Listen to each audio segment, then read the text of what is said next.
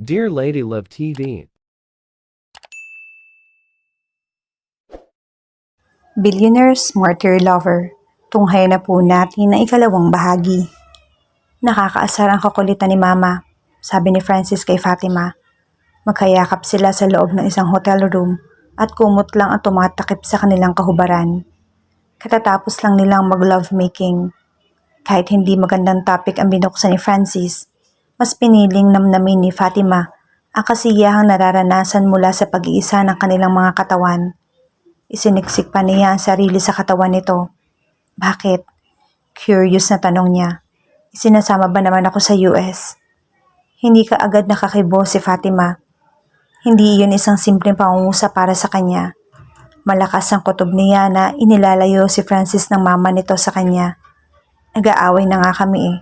Patuloy ni Francis. Sinabi ko naman sa kanya ang mga plano ko.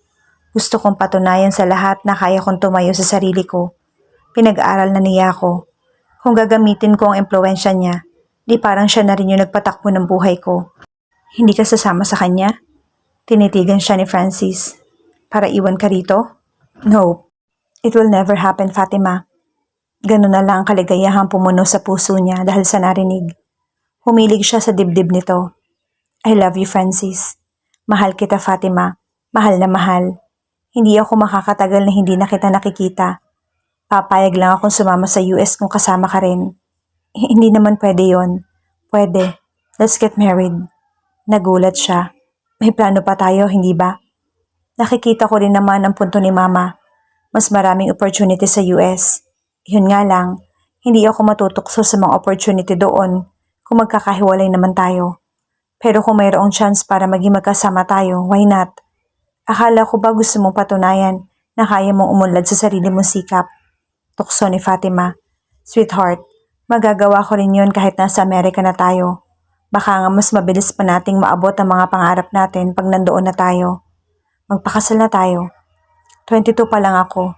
May pangambang sabi niya. 23 ka lang. Baka hindi pa natin makaya magpamilya. Ano ka ba? Bakit hindi natin makakaya? Pareho na tayong matured. Hindi pa natin nakikita yung resulta ng board exam mo. Pumalatak si Francis. Oo nga. Malapit nang lumabas yon. Medyo kinakabahan na rin ako. Makakapasa ka, Francis. Matalino ka. Pumihik ito paharap sa kanya. Sabi nila, suswertehin ka lang kung minsan ang pagbasa sa board exam. Swerte ka naman palagi ah. Ngumiti si Fatima at niyakap si Francis. Yeah, ikaw yata yung lucky charm ko. Hinalikan siya nito sa mga labi at naghari uli ang alab ng pag-ibig nila sa isa't isa. That love-making seemed different. There was an extra tenderness in every touch, an extra heat in every kiss, an extra passion in each thrust. And when she reached her climax, daman-daman niya ang malaking kaibahan niyon sa mga dati niyang naranasan. I love you, Fatima. Humihingal pambulong ni Francis nang tumigil sa paggalaw sa ibabaw niya. Masuyo niyang hinaplos ang pawisan nitong mukha. I love you too, Francis. Alam mo yan. Ngumiti ito at hinalikan siya sa mga labi. Alam ko, Fatima, kahit ano ang mangyari, ikaw lang yung mamahalin ko. Always and forever. Pinangiralan siya ng luha. Same here, sweetheart.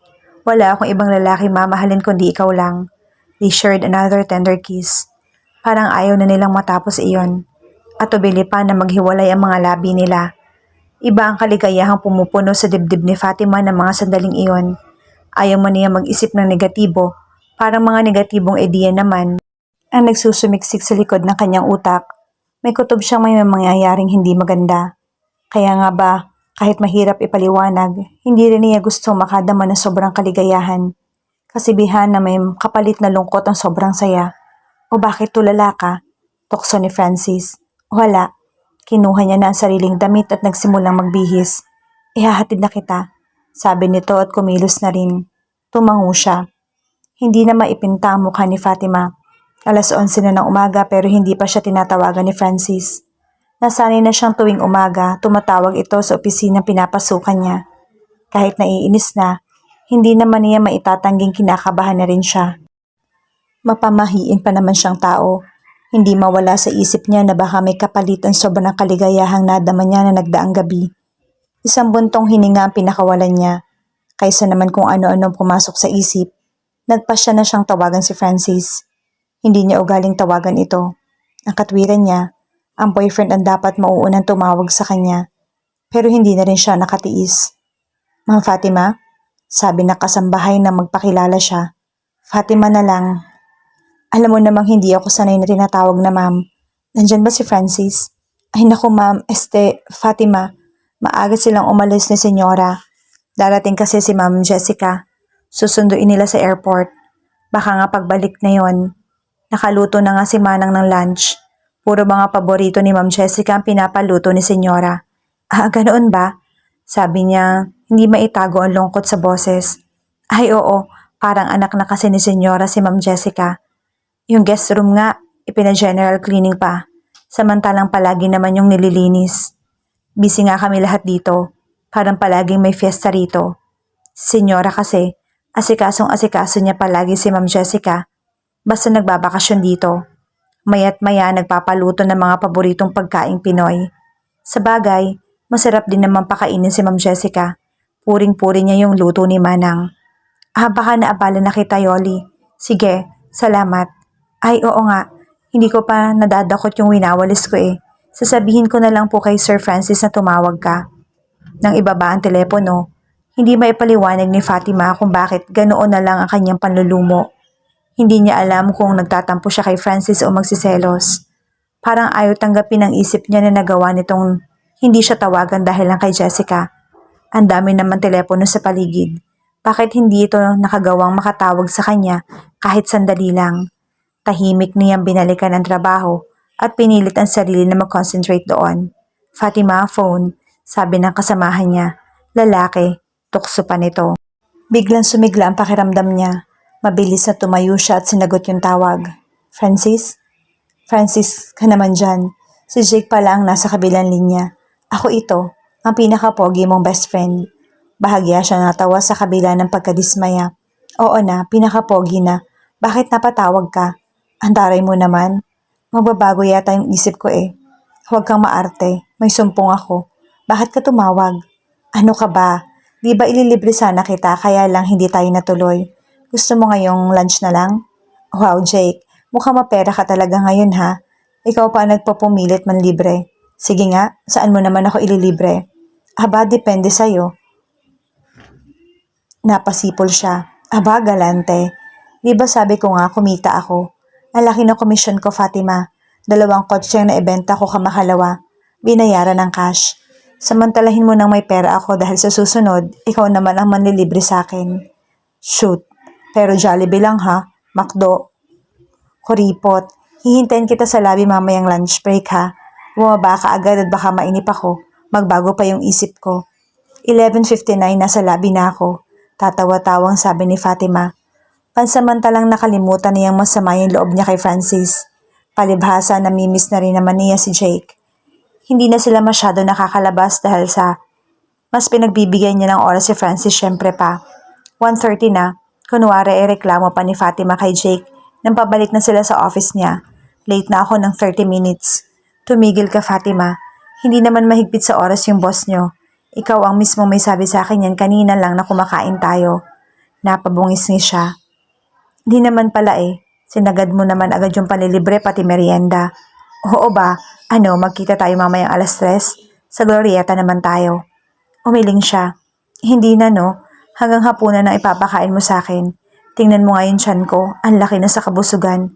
Humalakhak si Jake. Aba, magpasalamat ka at nabusog ka. Salamat.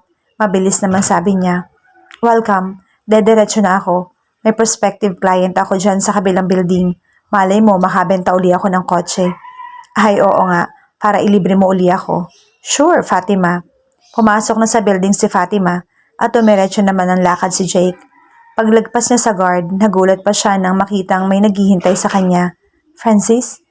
Tiningnan siya nito na magkahalong nanunumbat at nagtatanong. Tinawagan ako ni Jake. Mabilis na paliwanag ni Fatima. In-invite niya ako for lunch. Treat niya dahil nakuha niya yung komisyon sa kotseng na ibenta niya. Hindi mo naisip na baka pumunta ako rito?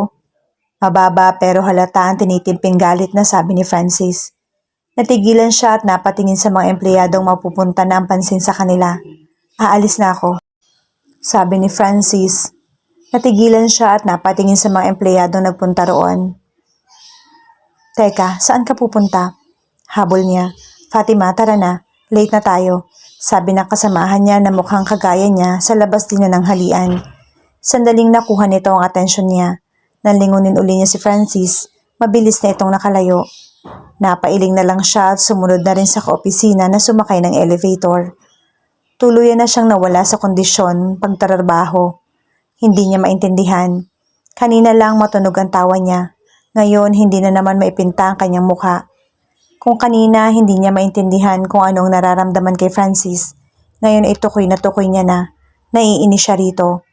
Ngayon niya na-realize na nauunahan siya ng takot. Siya ang dapat na sumita dito dahil ito ang hindi tumawag sa kanya ng umagang iyon. Kung tumawag lang sana si Francis at sinabihan siyang pupunta ng lunch, wala sanang problema. Madali naman siya makatanggi kay Jake. Alam naman itong basta si Francis ang dahilan nang hindi niya pagsama, hindi na ito nagpupumilit pa. Pero ngayon sumama siya kay Jake para bang siya lang yung may kasalanan kay Francis. At unti-unti, ang pagkainis ay nahaluan ng pagkainip.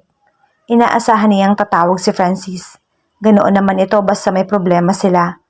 Tatawag at tatawag ito. Hindi na importante kung sino ang may kasalanan kanino. Nang lumampas ang 3:00 at hindi tumawag si Francis, nawala na rin ang inis ni Fatima. Siya na rin ang nagbigay ng katwiran sa pagiging mainit ng ulo ni Francis kanina. After all, 1:30 na ang oras at malamang, hindi pa ito nagla-lunch. Likas na maiksi ang pasensya ni Francis kapag gutom. Nang pumatak ang 5:00 at hindi pa rin tumatawag man lang si Francis, nagpasya na siyang tawagan ito. Si Sir Francis, sabi ni Yoli. Lumabas sila ni Ma'am Jessica papunta raw sa Mega Mall. Hindi siya nakapagsalita, ni hindi niya naisip ang posibilidad na iyon. Sino yan? Narinig niya ang tanong mula sa background. Si Fatima po, senyora. Oh, Fatima, ikaw pala. Ang mama ni Francis ang may hawak ng telepono. Good afternoon ho. Wala ho pala dyan si Francis. Asiwang tanong niya. Ngayon niya natuklasan na may personal man o sa telepono, talagang nai-intimidate siya. Sa ginang, wala nga, namasyal sila ni Jessica. Fatima, hindi ka pa ba kinakausap ni Francis? Tungkol ho saan? Sa pakikipaghiwalay niya sa'yo. Namanhid ang buong pakiramdam niya. Nag-usap na kami ng anak ko. Nangako siya na sasama na siya sa pagbabalik namin ni Jessica sa Amerika. Pasensya ka na, iha. Hindi pwede ang gusto ni Francis na magpakasal muna kayo para makasama ka rin. Mga bata pa kayo. Getting married is a serious matter. Hindi yan basta-basta pinapasok. Bakit hindi niyo muna abutin yung mga pangarap niyo at saka kayo magpakasal? Humigpit ang pagkakahawak ni Fatima sa telepono. Hindi niya kayang bigyan ng salita ang eksaktong nararamdaman ng mga sandaling iyon. Ang sabi ho ni Francis, hindi siya pupunta ng US. Tumawa ng mahina ang ginang. Iha, kagabi lang nagkausap uli kami. I'm sorry to tell you but he has changed. He has changed his mind. Pinapaayos na nga niya yung travel papers niya. Napalunok siya. Pwede po bang pakisabi na lang kay Francis na mag-usap kami pagdating niya? Titingnan ko, parang nananadya pang sagot nito. Alam mo kasi, basta nagkasama sina Francis at Jessica, nakakalimutan na nila yung oras. Baka nga tumuloy na sila sa Palawan. Mamamasyal muna si Jessica dito sa Pilipinas habang naghihintay sa mga papel na maayos ni Francis. Kapag naayos na yon, baka sabay-sabay na rin kaming aalis. Anyway, masasabi rin naman yan sa'yo ni Francis kapag nag-usap kayo. Paano, Fatima? Busy rin ako eh. Bye. Bago pa nakapag-react si Fatima, busy tone na lang ang narinig niya. Walang ingay na ibinaba niya ang telepono. Hindi siya makakilos sa kinatatayuan. Parang nabingi ang tenga niya sa narinig. Parang isang masamang panaginip lang iyon. Kinurot niya ang sarili at ganoon na lang ang pananamlay niya nang masigurong gising nga siya. Kabaligtaran ng tuwa ng mama niya dahil maaga siyang umuwi. Sobrang lungkot naman niya. Sinikap lang niya magpakita ng masayang aura at nagkulong na lang sa kwarto para magmukmok. Itinanggi ng puso niya ang lahat ng narinig mula sa mama ni Francis. Hindi niya gustong maniwala roon. Nang nagdaang gabi lang, ilang beses na sinabi sa kanya ni Francis na mahal siya nito. Ni hindi nga ito magagawang iwan, ayon dito. pero hindi siya maiwasang maapektuhan. Lalo na kapag naiisip niyang natiis siya na hindi tawagan ni Francis dahil kasama nitong mamasyal si Jessica. Naghahalo ang sama ng loob at selos sa buo niyang sistema.